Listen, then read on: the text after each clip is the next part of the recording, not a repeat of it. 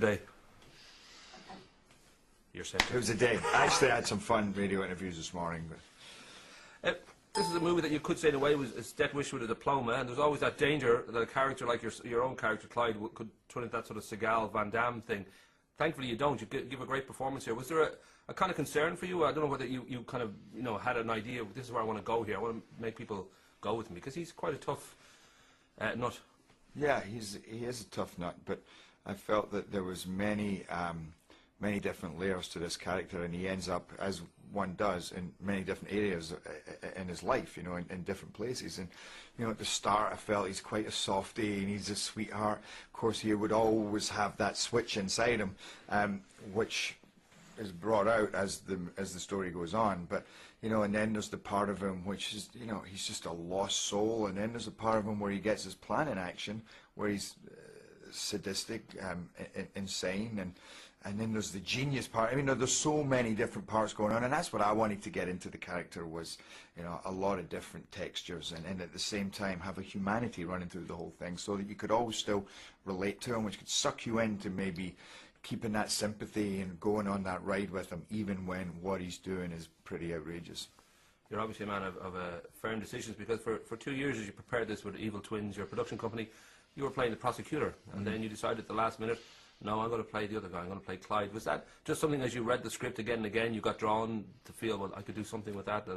I was liking that character, but I was still mostly intent on playing the prosecutor, but we thought Jamie wanted to play the prosecutor and I wanted to get the movie made, so I said, I'll jump over, because I do have a certain amount of fascination there. And Jamie said, yeah, and one of the reasons I had the fascination was because I literally thought, that's not something I could do. Yeah, I could do it in a Van Damme way, but could I really pull it off in a good enough way to merit being in this movie? So that was the challenge for me, but and that's the way it went. We've got a ridiculously short length of time. We've just been given a 2-minute warning, which is almost like an American interview. So very quick questions. All right, we'll do an extra minute. There's always this question about 300. There's always this question comes up. This wonderful gay parade that gets out of hand. Such a huge hit. Everybody loves 300. Is there any suggestion that we'll go to Prince Leonidas, the early years, or any kind of? I'm sure Hollywood always wants to revisit something that makes a lot of money. Have you been approached? I know Frank Miller has been writing something, and Mark Hanton, the producer, has been talking about something, and I'm not sure whether we're flogging a dead horse, but we'll see. I don't know. I mean, and I'm still not sure whether it would be a prequel or a sequel, or quite how they would justify me being around. Hollywood can do it. I would be happy. Who knows for the future? But right now, I think 300 as a one-off is kind of perfect. I was reading about your early days in Paisley and in Glasgow, and you were in a band and you were trying to be a lawyer, and you didn't quite work out. You spent a year, and you did some research because you were in jail. You got shackled to 8 other men and all that. So all good research for your later career and a movie like this. But you went last Sunday back to Glasgow. This was the premiere, and I don't know what that felt. Quite emotional. On the Friday you turned 40. It must have all felt a little bit overwhelming to sort of be the returning son who's actually got a glittering career and this sort of profile and this sort of success. How was it for you? It was great. I just want to point out, when I was in jail, it was only over the weekend. Right, that's okay. They took me to another place to put me in shackles. But that sounds like I was in for murder. Cool. You're in LA County Jail. That all sounds good. Looks good on a CV. Johnny Cash would be proud of you.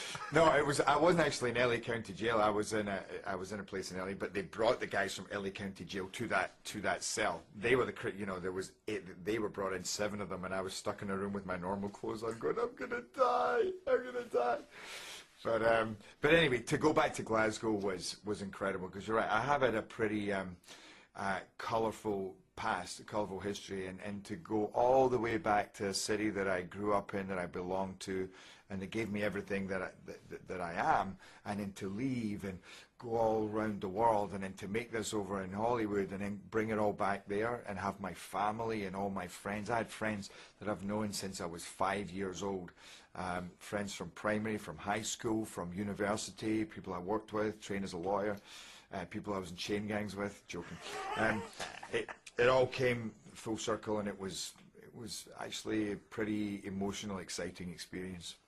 Rock and roll. I've been rapidly giving the finger over there. Very nice to talk.